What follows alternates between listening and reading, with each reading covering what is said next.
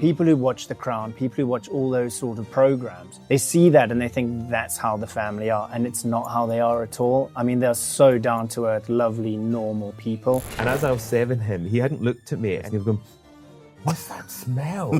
She looked and she says, "I think it's him." And they both looked at me and he was like, "What have you done?" I said, "Oh, evening, Your Royal Highness. I mean," I said, "I mean, Your Majesty." And he looked at me and says, "Don't worry, we're all getting used to it." Hello and welcome to this True Royalty original programme with me, Lawrence Llewellyn-Bowen. On this show, we're revealing just what it takes to look after a royal residence, asking what really goes on behind the scenes. Joining me in the studio to spill the beans is former royal butler Grant Harold and former royal gardener Jack Stooks, who worked at Highgrove House, King Charles and Queen Camilla's main private residence.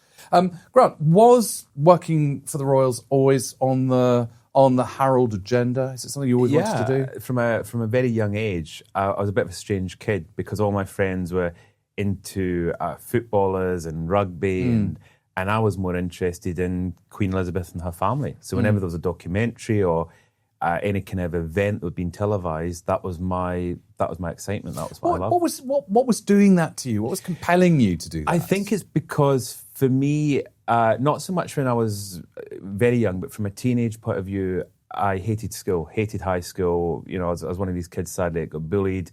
And it was an escape. You know, these palaces and castles and this very different lifestyle. I remember thinking, wouldn't it be great to escape into that lifestyle and to kind of be around them? And I thought, you know, from the age of 12, 13, this is when I thought this would be an amazing opportunity. And there was a documentary, I think it was called ER, and you followed the Queen and her family around for a year. And it was when I watched that, I said to my dad, how do you become part of it? How do you join it? And I think he was like thinking, oh God, my son's going to want to go and marry one of them. And he said, the best chance you've got of becoming part of it is marrying a corgi. That was his kind of fatherly advice. Nice. Not very practical. No, not practical. But I think it is very interesting that you're quite realistic about this, that actually, you know, sort of being all winsome and thinking, oh, I'm going to marry in or whatever. But actually, no, you think, no, I want to be part of that. I want to work there. I want to help. I want to, you know, be part of this kind of big mechanism. And was it the same with you, Jack? Did you see the royal family and think, I want to help support those people? It was very different for me, I think. I was brought up on a farm in Africa, in Zimbabwe, and loved plants, loved gardening. And I came over to England and I was to study horticulture, garden design with the idea of going back to Zimbabwe. But so the plans didn't work that way. I stayed here. I sort of got various garden jobs. And there was a garden job that I was at that I wasn't particularly happy. It was quite far away. It was in Rutland. It was one of the weekends I came down to my uncle and aunt's house in Hereford. And there was big excitement because suddenly it was found out that the Prince of Wales at the time, he was coming to a church recital. And they had the old rectory right next door to the church. So I sort of went up to the church with my cousin, and we sort of saw the Prince of Wales walk past us, and we thought, oh, that's the best I'm going to see a royal. And that happened. That was the end of it. And then following from that, it was we got back to the house. I'd gone with my cousin to the pub for a quick drink, see some friends. We came back in, and my uncle was in the hall saying, oh, the Prince of Wales is here. He's come to use the loo during half time. So if we wait in the hall, we'll meet him on the way out. So I met the Prince of Wales, and he seemed like just a normal, nice guy. So I thought, oh, why not just write and ask for a job? So it's like, remember me? You'd just been to the loo, and we bumped into each other in the corridor. It pretty much was that. I mean, you could, the pair of you, the totally different approaches to all of this, because your journey into helping the royal family, working for the royal family, it's quite a long, and you worked very hard at it. He just bumps into the edge of the throne in the corridor. This is what confused me, because his was very instant. Mine was not just a dream that went on for years. Then it was the letter writing and the interviews at Clarence House. You know, I wrote. So let's dial it all back. What was your first step towards working for the royal family? My first step was, I think, would be writing to the Queen. I wrote on 2 occasions, and I got 2 responses back. This is when I'm 13, 14. And the responses that I had back were very positive. And one, I'd sent her a coffee mat that I'd made with cardboard and cotton wool and sounds like the sound of music and string and all this kind of thing. And it was a picture of Balmoral and weirdly I found the picture the other day. I found the original picture, and I sent this to her and to kind of show her that I was good at making things and to introduce myself. And I got a very nice response back. And the next letter was, I sent a picture of myself, and then I said I'd love to meet her, and they came back and said, sadly, you can't meet the Queen. And when I actually brought this up to the Queen many years later... Well, that's where I was going with this. I brought it up. Did you see she was using the table mat? So she said to me about the coffee mat, she said that, she asked me to describe it, and I did. And she said, I'm sure it's probably in the Royal Collection. And I thought it's probably in the Royal Garbage, long time ago. Very tactful. But she was very tactful. And then the picture, she was confused at why I'd sent her my photograph, because surely you'd know you'd look different, 10 years later. And I said, but I think I was just kind of introduce myself to you from that young age, so that when I used to go and stand at the gates up at Balmoral, you might recognise me. That was my thing. I mean, your story is extraordinary because it's a real example of manifestation. You really, really wanted this so hard. Yeah, totally. But actually, the real kind of tipping point was when you wrote to the Queen Mother's. So it was the Queen Mother's basic nephew's wife. Yeah. So it was Mary Strathmore from Glamis Castle, who sadly has just died a few months ago. And I wrote to her again when I was about 13, 14. And the reason I wrote to her was to buy the castle, Glamis. Okay. As you do. Did you have the funds?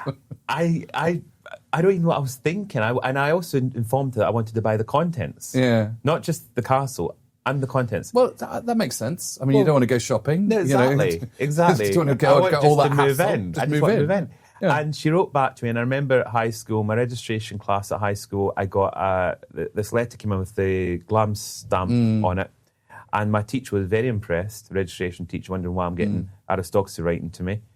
And she said, I can't sell you the castle, but I think you and me should become friends. And you can always come to the castle whenever you want. Now, that friendship, as I said, continued until this year. Yeah. Sadly, when she died. But the magical bit was when I went for the interview process and they asked for references, I went to her because she was his aunt through marriage, obviously. And she was my referee. And I used to get to see her at Clannis. And she used to even say, isn't this extraordinary that this kid who had these ideas made them come true? And when you say manifestation, that's what's interesting, because there's a chapter in the book where I talk about the spiritual side of my life, where I've been very lucky that throughout my life, anything I seem to focus on seems to happen. Yeah, you say that though, but I mean, you're obviously working very hard at it. You're also, doing the best, and you're also being incredibly honest. Yeah. Because I mean, this is, let's face it, this is madder than a box of badges. Oh, totally. This is not what people do. Totally. But actually, that gives you an immediate reaction from people. So you then get to the stage where you want to go into what used to be called service, but you want to go into the big houses to help look after them and run them. And so what's your first step into what's your first big house? We always remember our first. What was the first? Well, big it was Ben Alder. Do you know Ben Alder? No. Ben Alder's up. You know Dalwhinnie, obviously the whiskey. Yeah. So Ben Alder is up on the near Dalwhinnie, and my mother, extraordinary situation. They took me out of school. They believed this crazy idea so much. They took me out of school when I was 17. We moved up north, further into Scotland, because I grew up in Airdrie, so now we're in the kind of Highlands. My mum got a job as an assistant housekeeper, and that's when, in the summer of 97, just before Princess Diana actually died, was when I spent a summer there learning about the role of a butler, and that's when I got to meet the butlers from Ben Alder, who travelled up from Henley and Thames with the Swashbucks, and they actually said, would you like a job? And I said, I'd love it, and they spoke to Mrs. Swashbuck and Mrs. Hanbury at the time, and they came back and gave me an apprenticeship, if you like, for 2... It was 2 years. It was longer, but I did 2 years. And then I saw the reality show Country House, all about Woburn Abbey. I wrote to Henrietta Tavistock. She interviewed me, or her and Robin Tavistock interviewed me. Brackets Duchess. Duchess, absolutely. Duchess Bedford. The Duchess of Bedford. And they gave me the opportunity to go and work for them. So I spent 5 years with them. Yeah. And at the end of those 5 years, sadly, he died. He'd just become Duke. And he died within, I think it was 6 months. Yeah, it was tragic. And then I got I heard that the Prince was looking for somebody, so I sat in my Unlike Well, meanwhile, Jack's just bumping into the future king in a corridor, and then you just sort of, you don't like your job, so you think, oh, who shall I write to? And you write to him. Yeah, no, it was pretty much that. It was exactly that way. I remember going back down to my grandparents in Devon and saying, oh, I met the prince, he seems nice. So, like I say, I wrote the letter. I remember doing it at the kitchen table, sent it off. And it was a few weeks later, suddenly this letter arrived. So great excitement at their house. You know, the red stamp, the ER stamp on the back of the envelope, sort of mad excitement, like, what is it? What is it? And I had an interview, went up to Highgrove, and, you'd like drive in the gates. And it's the first time you go to a royal garden, a royal palace, anything like that, it's quite like, but I mean, Highgrove is a real gardener's palace, isn't it? I mean, that's the point of Highgrove, is that actually what he did there, he bought a very ordinary house in many ways. It had no garden to speak of whatsoever. Practically nothing there. So everything he's kind of done, and through his network of all these people that he knows, I mean, it must have been a fascinating horticultural experience for you, regardless of the fact that you're working for the king. No, well, I mean, amazingly, going up and just, for the interview process, even if it's just an interview and I just get to see the garden, I thought that would be amazing in itself. But so later on finding that it wasn't just a 3-month placement, 2-week placement, it was a full-time job. But working with, it is pretty much working with them, because everything that goes on in that garden, he knows what's going on. He's wanting to say, why aren't these trees planted? When is this going to be done?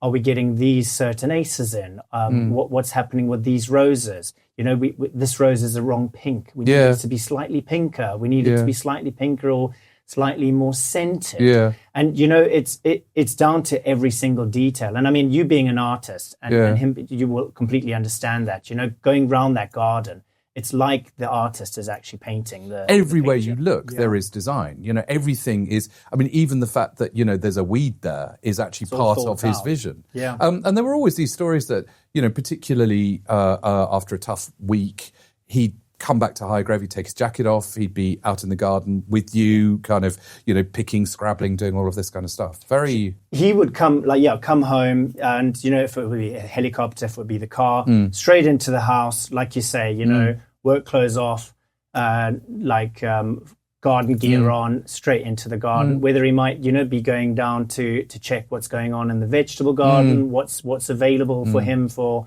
eating, seeing whether we've pruned something the right way, seeing whether things have been weeded properly. And we'd come away, after a weekend, we'd come back to work, and we'd find piles of certain things that had been done. We thought, we missed those weeds. And it's like, sort of significant pile of, just kind in of case you didn't see deadheading. this. So you've done that.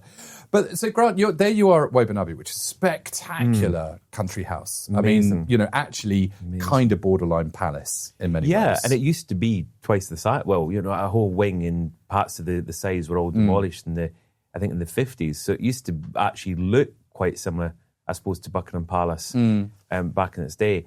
And it was great fun. I loved being there, actually. I had so much fun, because I learnt about the role of obviously, the butler role, but I also discovered this other kind of interesting world of showbiz as well, because it was being TV filmed, series, wasn't it? Yeah. And this was quite breakout. This is very early on. We're used to seeing this kind of thing now, but Henrietta was really sort of pushing back the bound. People were quite surprised. She was. That they were so honest and so spoke open. Her mind. Totally spoke her mind. And there was a chap called Nigel Farrow, who was one of the pioneers, I think, of the kind of reality documentaries at the time. Sadly, no longer with us, and he was the one that got me involved, and it was extraordinary. I know you were involved because you were there. Because I was there. This was your job, so they were filming you, but you were very good. I remember you. I remember that. Remember that? Yeah, because it was sort of, there was what was so lovely was that there was nothing contrived. It never felt contrived. A lot of these things now, that they're slightly scripted. Yeah.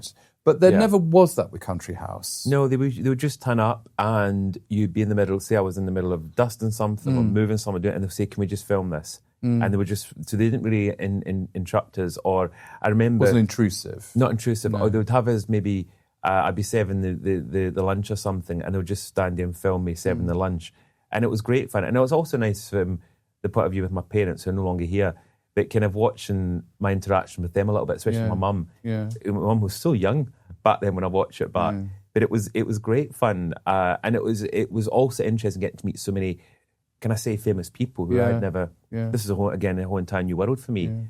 Even getting to meet Neil Diamond. Yeah. And I had no idea I knew who Neil Diamond was. I just didn't recognise him. And I remember he'd been watching Country House, and I remember this particular morning he was a fan. Neil Diamond was a fan of yours. There you go, well, he turned around and he said to me, "I recognise you." Yeah. And I said, "Do you?" And he said, "Yeah." He said, "I've been watching you." And I said, "Thank you." And I looked at him and I said, "I think I recognise you as well." And he said, "You recognise me?" And I said, "Yeah, I think I do." And the other butler pulled me to the side and he said, "You can't say I think I recognise you to Neil Diamond." Exactly. And I had no idea. But he was great fun to look after. I had a wonderful couple of days of... So for me, there was so many great memories as well. Just the people you got to meet and lots of fun experiences. But various things happened and you felt you wanted to move on. You know, this is a career like any other. Yeah. You know, and in a way that you're employed by one employer, you love them, you're having a great time, but actually, you know, you see that you need to go on to the next step. Yeah. Exactly. And because I love the fact the next step is obviously the Prince of Wales. Well, that was always my idea. Yeah. Because even when I started the profession, my idea was to eventually be around the Queen or the Prince of Wales. That's what I wanted to do, especially after... Because I actually started work the day after the Princess of Wales died. And that was my main focus, was then it changed from the Queen to looking after the Prince of Wales and William and Harry. And so after the Duke, Robin Bedford, died, and his son took over, I spent a wonderful year with them, wonderful year. But this drive of wanting to do the next thing materialised, and I thought, well, the opportunity came up. My mother mentioned that my brother had said that my brother was working for the Queen at this point, and mentioned that they were looking for somebody. So was there something in the water where you grew up? I think there was. You know, there's obviously... I think there was. Me and my brother were always very Royal competitive. water. Yeah, we were a bit competitive. And I thought, well, this is a great opportunity. So I went through that process, and the final interview actually was with him himself. You know, we actually get to go to Clarence House. But the interesting thing was, when I got the initial phone call saying I was going to meet him, quite soon after they phoned back and said, you can't meet him because we haven't got anyone else that wants to be a butler for him. And we need two to go up against each other. That's the sort of protocol. Yeah. And because there wasn't somebody else, they said, we're going to have to put it on hold. And I said, if you put it on hold, I said, I'm going to have to decline. Find someone else. Well, you know. Find someone else. Yeah. And the lady was quite horrified at this, and she said, well, can we wish you the best of luck and say goodbye? And about an hour later, the phone goes, pick it up, it's the same lady, and she His Royal Highness asked if you can see him next week. And I thought, oh God, I've just blackmailed the Prince of Wales. That is quite cheeky, I'm not going to lie. But with Jack, back to you, I mean, it must have been, I see you as quite an informal person. Yeah. You know, it seems weird, the idea that, you know, the future king would be around, you know, informal people. But, you know, actually the perceived notion is that he walks past you and you will stand to attention and you drop your head. You know, it's all very Downton Abbey. But I can't see that really, that doesn't really reconcile with you. But you know, that's what most people see. So people who watch The Crown, people who watch all those sort of programs, they see that and they think that's how the family are, and it's not how they are at all. I mean, they're so down to earth, lovely, normal people.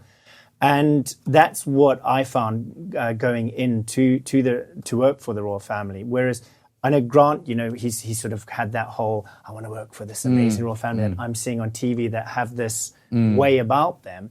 Whereas I sort of came in at a completely different angle going, this guy seems nice. Ryan asked for a job.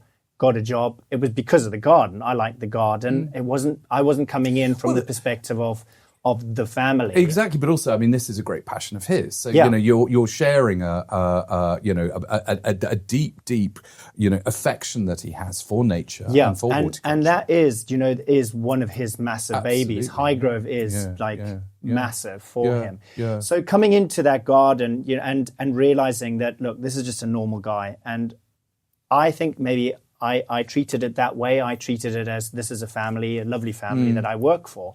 So maybe the relationship was slightly different. to certain other people that might come in and sort of have that kind of formal feeling within them. So they sort of hold back a bit, whereas I don't. Because, I mean, Grant, let's just clarify what a butler actually does and what a butler actually is. Because, again, it's one of these things that you think you know that they're standing by the door with a little silver tray. Yeah. But, I mean, is that all you ever did? No, and it's changed. It's changed a lot because I watched Upstairs, Downstairs, and I kind of thought that's what the butler does. You're loitering, and you're ready to kind of, you feel like pouncing them for meals or drinks. And the reality is, it's nothing. Well, there's bits of that are true, but it's also very different. There's a kind of a ceremonial bit of it. There is a ceremonial bit, but the rest of it's kind of almost like a personal assistant. Because you seem to spend, well, from my experience, you spend a lot of time with them both at the properties, travelling with them, going around with them. Even sometimes you dress down, not even in a butler outfit. You're kind of in your casual clothes, doing kind of day-to-day things with them. So the role was really interesting. But you always had to remember that at the end of the day, they'll never be your friends, that you are there to do a job. And it's very difficult because especially, getting to know William and Harry and Kate, where they do become like your friends, even though you're there to work for them. And so you've got to sometimes just to remind yourself that when you're speaking to them, that they are still your boss's kids. I mean, it's funny because, everyone talks about the new royal family and the informality of the royal family, but actually working for a new informal royal family is quite complicated. At least in the old days, there was a kind of a very rigid etiquette that you did this and you didn't do that. But one of the things that really struck me about a moment you got in the book, where before you start work, you have tea with Charles and Camilla the day before, and then you start work the next day, and you just see them at the end of the corridor, and suddenly you don't know what to do. Yeah, because I went and had this tea with them that was part of the interview process, and then when I actually started working for them. But you see, I think that's fascinating for people because again, you'd think that they just go, "Oh yes, he's fine, he'll do," but actually, no, they wanted to really we get had a meet sit you. down. We had a sit down. Afternoon, not an afternoon tea, a cup of tea and some Dutchy biscuits, of course. And it was quite a shock for me because I thought I was going to go in and, I don't know, I assumed that you were going to stand and have a conversation. But I went in and he said, please have a seat, and I kind of sat there and he was there, and Mrs. Packables she was there and she was sitting opposite, and there was a few others sitting around the room, and we just had a very informal chat. And the butler brought in the tea, and we all had tea and some biscuits, and it was very informal. In fact, I was a bit confused because didn't even feel like an interview. No, sure. And what it was him getting to know me. Yeah, it's clever. He just wanted to get to know me and my family, and he wasn't really interested about if I knew how to put a plate down or pour a drink. He just wanted to know. He'd sort of taken that, he assumed you could do that. I could do that. And also you had the track record with that working for the Bedfords anyway. But actually he wanted to know that if he's going to share his world with you. He wanted to know what I'm like. Yeah, I think that's fascinating. And he wants to know about my family and my world. He knew all about it. I mean, he knew about my brother, he knew about my parents, he knew about my grandparents. Yeah. So but he wanted to hear it from me. Yeah. But nonetheless, there you are. You're getting on, like a complete house on fire with everybody. Yeah. But then you start work the next day. Yeah. And there's a moment where you just freeze. And I panic. It's up in Scotland in Beck Hall, and this corridor. He knows what's coming. Then near the end of the corridor, and I panicked because I didn't know what protocol I'm supposed to do. I didn't. Do you walk in front of them? Do you reverse? Do you bow? Do you curtsy? Do you speak to them? And there was 2 doors, and I dived into the one on the right, which was the drinks cupboard. And then I thought, well, I'll wait until he walks past, and he won't. Because I thought he would never know what a drinks cupboard is. And then I suddenly heard him turn around and say, "What's he doing in the drinks cupboard?" And I thought, this is a disaster. And then I heard the Duchess then say, maybe he's having a drink. And I thought, this is a disaster. And then I opened the cupboard, and luckily the door opens towards them. He knows exactly the cupboard I'm talking about. Yeah. And they were kind of behind it, and there was a door opposite, and I opened that, and luckily there was a staircase, and this door now closes. I see them, and I smile and say, "Good morning, Your Highnesses." And he starts shaking, trying not to laugh, as she does the same. And I run down to the butler's pantry. They've now, at this point, come round, backing themselves into the dining room, and the butler came through and said, "I don't know what you've just done to them, but they can't stop laughing. Somebody you're having a drink first thing in the morning." And I thought, oh... So that was but it was also fun to see the fun side. No, but I mean the humanity of that, because, just the idea that they are behaving in such a sort of an ordinary way. Yeah. It's a funny situation, for goodness sake. And that's what I loved. I loved the fact that I got to see that they had this comedy side to Yeah, them, and they had the humour. And it was great kind of seeing that and seeing them with other people as well, not just with me. Yeah. Watching how they were with other people was fun. Yeah, I think it's absolutely fascinating. Jack, you must have had some jokes. You must have had some jokes with them. Yeah, no, but I mean horticultural-based all jokes. Great fun, horticultural and not. I mean, I went on honeymoon with them as well. Okay, let's explain that one then. Slightly different to what Grant had to do. Yeah. After the wedding, there was a whole lot of trees that were used in at Windsor, and they all came out of there. They came back to Highgrove, and then quite a lot of those were going up to up to Burke Hall. And because they were spending quite a lot of time for their honeymoon up there, we had other plants ready to go up. So I went up in this big white van up to Burke Hall and stayed and helped plant the trees and things with the Prince of Wales at the time. And you sort of think, this is crazy. I'm actually like on my own just planting trees with this guy. And it was just lovely, a lovely situation to be in. It's like just newly married, at least finally happy that they can actually have what they probably should have had years before. And no, it was great fun. But it was on the way back that a funny story happened that I took some wedding gifts back to Highgrove. So the van was then filled up. Off I go. I love back. the way this is. This is what you do. You've got a van going up, so you take the stuff going back down again. May as well, makes sense. You don't have some kind of coach and horses. No. Just a white van will do. So I reversed it up to the back of Highgrove of the house, and I'd phoned Grant to say, "Can you come and open the house?" Because obviously the wedding gifts need to go back in the house. So I got into the back of the van, opened the van, got in, and I sort of started. Grant suddenly appeared, and I looked at him, and he had, for some reason, decided to go and get a fake spray tan, and he was orange. So I closed the doors. I closed the doors because I couldn't help it. I had to laugh. So I just closed the doors and just was in hysterics inside the van, not being sure what to do.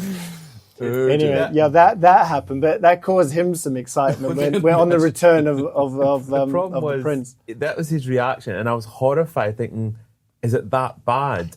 And then, do you remember that night I was on duty? Yep. And because now the king's back, or the prince was then was back, and I went in to serve whatever we were serving. And as I was serving him, he hadn't looked at me, and I just saw him look at the Duchess, and he was going, "What's that smell?" And then she looked and she says, "I think it's him." And they both looked at me, and he was like, "What have you done?" And I said, I've had a spray tan." He said, "Yes, I can tell." He said, "It's obviously gone wrong." And I said, "I think it has, sir." It was that. No, it was orange. And I went and I think he thought I looked like an Oompa Loompa. And I went out the room to get the next dish, and the other butler came through, and he said, "I've got some great news for you." He said, "Your Highness has said you can take the rest of the night off." I said, "Really?" I said, "Why?" He said, "It's the smell, it's too much." And he went back in, and he came back in about 5 minutes later, and he says, "Actually," he said, "take the rest of the week off." And I got a week off. I was off for the week until the smell. That's the way to do it, obviously. I know that's what it is. That's the way it works. Still going. So, I mean, painted.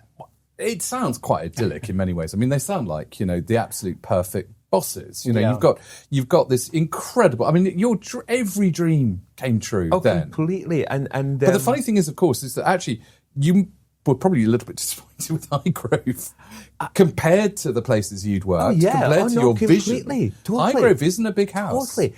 I mean, you're literally in Clover. You love the garden. In the garden. It's funny you saying this. You're absolutely spot on. And weirdly, I was literally thinking this a few weeks ago because of the book. I was thinking, and I've not actually explained that to anyone. When I went to Highgrove, you're absolutely right. I was a bit like, I've gone from Woburn Abbey, which is kind of a stately home, to this small little Georgian house, a family house. And a little bit me did feel, one hand, I'm working for the future king, but yet I'm in feels like a downgrade. A downgrade. Yeah. It did feel like a downgrade. Yeah. And it took me ages. And I used to be a little bit embarrassed when people used to say, what house residence you are? And I didn't really want to say Highgrove. People were like, back then, what's Highgrove?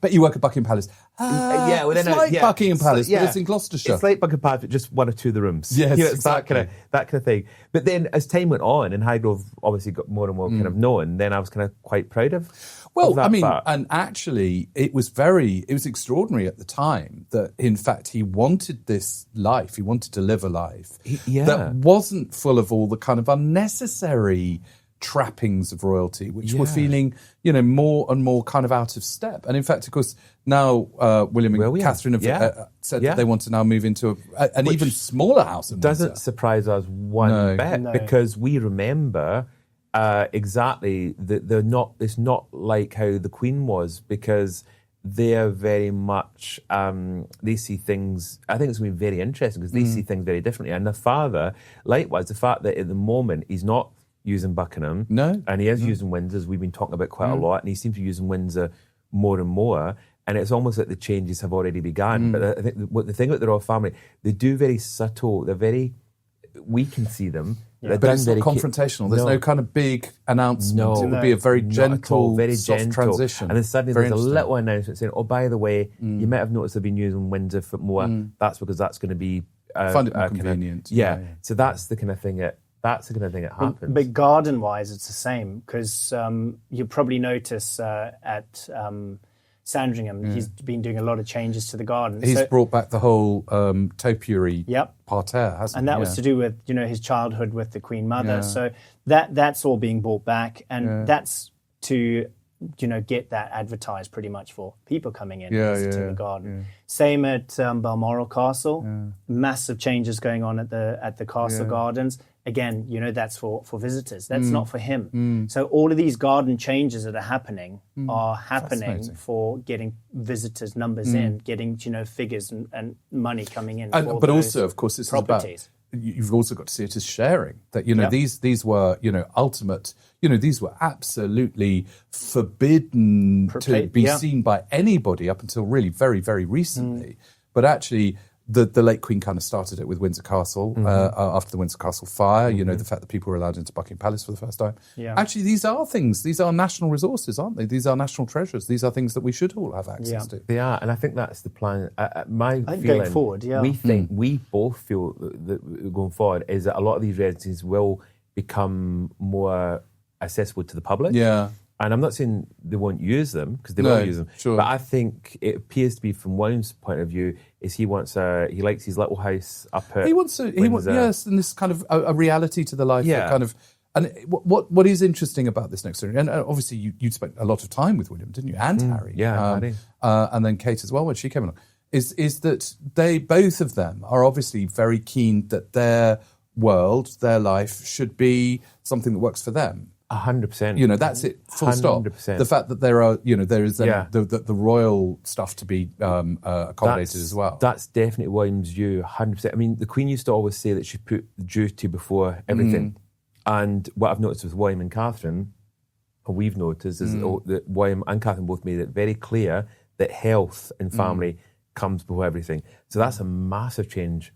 Which I think, but the optics on that are perfect for our world.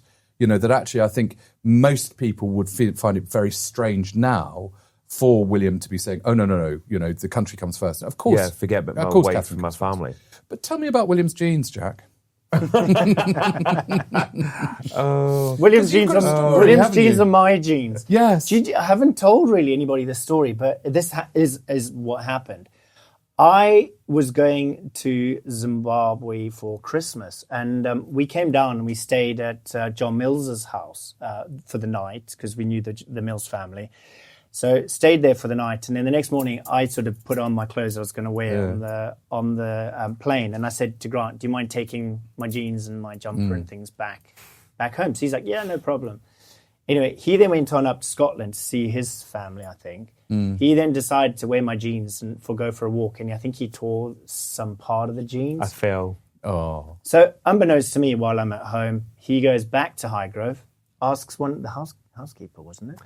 Yeah, I asked the housekeeper. Can you fix these? Because I'll get in trouble. Because Yeah. these are like my jeans. Yeah. I knew what they looked like and everything about them. Favorite jeans. They were. Came back, January, cold January. I wasn't actually thinking about the jeans, thankfully. And I had a dentist appointment in Tetbury, and Grant had a dentist appointment just after me. So we go to the dentist appointment, and I was looking at some magazines, and there was a Hello magazine. So I was like flicking from the background forward. And I opened this page, and it was Kate and William leaving a A nightclub, yeah. And I looked at Grant and I said, Grant, and I can't obviously swear, but I was like, what the is William doing in my jeans? Leaving a nightclub in my jeans. I mean, I'm so impressed that you could recognise your jeans. That's extraordinary. But I mean, it's odd. They have but a you've got particular look. jeans by royal appointment. Yeah, pretty Literally. much. So I said to him, How did he feel about it? well, this is it. I was Wow. like, you have to get them back.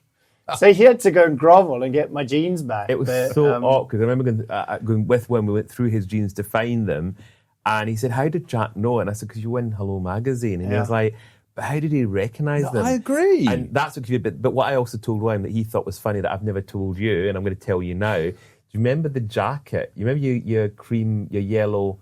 You had that kind of Yes. jacket. Well, John Mills's cat Gus had a wee on the jacket as well. Because we had to try to get the jacket cleaned as well, especially because it was all Gus loved your jacket. There we go. Yeah, See. that wasn't in the wasn't in the Hello. The jeans were in the Hello. because just the idea of you being this sort of sartorial influence over the future king. There we are. So I've obviously got the same size legs. You have. That's a given. So what we're going to do? What we slightly different. I thought we go for a little bit of a quick fire round. Okay. Because obviously we've got access to the real Yes. insider knowledge here. Okay. So given your combined years of service to the royal family, you two, we've got to hear now. Number one, who's the best dancer in the royal family? Dancer. The Queen. Do you reckon? Queen Elizabeth II. Do you not think William really knows how to sort of throw some shapes? Oh. Really? No, he's a bit more of a dad. He's a dad dancer. He's a dad I would have said he's dancer. a dad He's dancer. more of a What dad we've dancer, seen, yeah. Harry's quite good. Harry's a good dancer. Harry's a Princess good Anne's dancer. a good dancer. Is she? That's Princess quiet. Anne- But the Queen was very. She was good at. Because that was my dream, wasn't Keeping it? you Yeah, yeah. That's yeah. more the Scottish Also dancer. dancer. Yeah. I think Harry was Very he complicated, did some all that good stuff. moves. Yeah. Most down to earth royal. Queen, but Anne? now Now I see Princess Anne. and Yeah. Harry.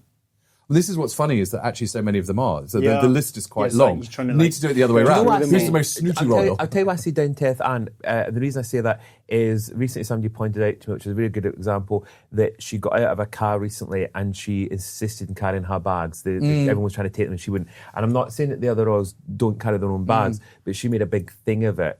She's very proud of being able to do things. Her whole family. And her whole family. And I'm not saying the thing about the king and when obviously this team's there to help and that's what they're there to do. Well, the thing about the king is that he still occupies this ceremonial space Exactly. in all our, Exactly. in all our heads. Yeah. He's still got to wear a crown. Yeah. So you don't kind of want him to. No. It's a difficult Yeah. gig because Yeah. you don't want It's a him to fine sort line. of break that Yeah. spell. Queen's very down to earth as well. That's true. Well, she used to meet you. Made me coffee at Yeah. tea and when coffee. I went for Yeah. to help her in the garden. She'd say, Yeah. "Want a coffee?" and Yeah. make her herself. First for time me. I ever met her, she went like this. Hello. Like Terry Thomas. Know who you are.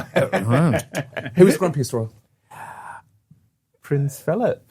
No, I would have said Andrew. Oh, see. Okay. Ooh. Okay, I've heard that as well. Philip was quite fun. When I say grumpy, I don't mean grumpy. I mean very spoke his mind. You didn't suffer fools. That's what I liked about him though as well. There we are. Biggest faux pas from both of you working for the Royals? I know mine. Do you want to go first? Would you just be the ducks in the garden? Oh, That wasn't a faux pas. I was trying to get them in. Yeah, but that was come funny. on. Right, you said it now. It's out there. Ducks. No, ducks. Let's have the duck story. The runner ducks. Yeah. We were at Burke Hall, and I was trying to get them into their house one night because they were having an event up at the house, and the house looks down the garden. Yeah. So I was like trying to chase them all in, and they were just doing Everywhere. a number on me. Then I find out that they were watching from upstairs. the and king was watching you. all in hysterics, And watching I me. walked in and he's laughing. But it wasn't a faux pas. and I it's said, just what's a- wrong? And he said, look an at annoyance. Jack. And you were running round and they were chasing you at one point. It was so funny. So, but basically, yes, they were putting you in. Pretty you weren't. much. You weren't putting them. Yeah. And your faux pas. Oh, it's easy. I was serving dinner one night. It was a cheese souffle. Yeah. I put the plates down, and the king, being the gentleman he is, he wanted to go last. So I went round everybody else, and I got to him last. And he went into a big dollop, and he went, oh, and I went, look, like that. And as he went plop, I realised I hadn't given him a plate. And it had gone onto one of these chargers. You know these chargers? Yeah, the big kind of one of those. Yeah. I went onto a silver one of those. And he looked at the plate and he looked at me, and I literally wanted the ground to swallow me up. And I said, I'm so sorry, sir. And he went, no, let's think about this. He said, I'm a royal. And I said, yes, sir. He said, that's silver. I said, yes. I said, it's fine. Royals can eat off silver. And he gave me a wink and smiled, and they carried on. And I felt such he was so good about it, but that was probably the most What a wonderful way of kind of putting you at your ease and, being funny. Like, just making hilarious. fun of it. So the funniest moment from your time working for the royal family. Now, I know the story I want you to tell. So Is that to do with when I wanted to dance with Queen Elizabeth? No, but that'll do. What happened there? Did you ask her to dance? With the documentary I saw when I was a kid, I saw the Queen dancing, and that was one of the things I wanted to happen. You didn't tell the... Was to dance with the Queen, and I did actually get to do that many years. Oh, that happened the same night. Same night. But that's not in the book. I forgot that. How do you remember that? Because it's funny. Yes, because it's hilarious. I was more interested in dancing with the Queen, but anyway, and I got to the particular night of the Gillies Ball. The Prince said, was I going to go? And I said, yes. But I said, I don't have anything to wear. And he said, you can wear your kilt. And I said, I can't get it. And he said, you can come in the car with us. So off we go in a convoy, get to the castle. And the interesting part of this is, as we're going in the gates, I saw these kids waving, and I remember being there. One of those children. And I waved back, as you do. Gave the little royal wave. Got up to the castle, got into the ballroom. I hid in the ballroom. Queen Camilla found me, got me to dance. And she said, why are you so nervous? And I said, I've got this dream that I'd be in this room one day, dance with the Queen. She said, it's not going to happen. She said, maybe one day. No, as soon as she said it, Queen Elizabeth behind me, music starts up, and we go into a dance. And that was so I got to do the dance. And the window story, which happened the same night, that was before. Was when the now Queen Camilla was feeling it was very hot in the room. And she said, and the Queen didn't like the coldness, Queen Elizabeth. And Queen Camilla says, do you think you could maybe open one of the windows? And it was the funniest thing. She, her assistant, do you remember the assistant, and another friend of the family said that we will stand in front of you and hide you. You go behind the curtain and quietly open the window, and hopefully the Queen and nobody will notice. And as I did it, I pulled this lever down, and unfortunately it made this huge noise. It made this clunk noise. It just echoed around the room as the music stopped. And I heard Queen Camilla and Sonny go, oh God.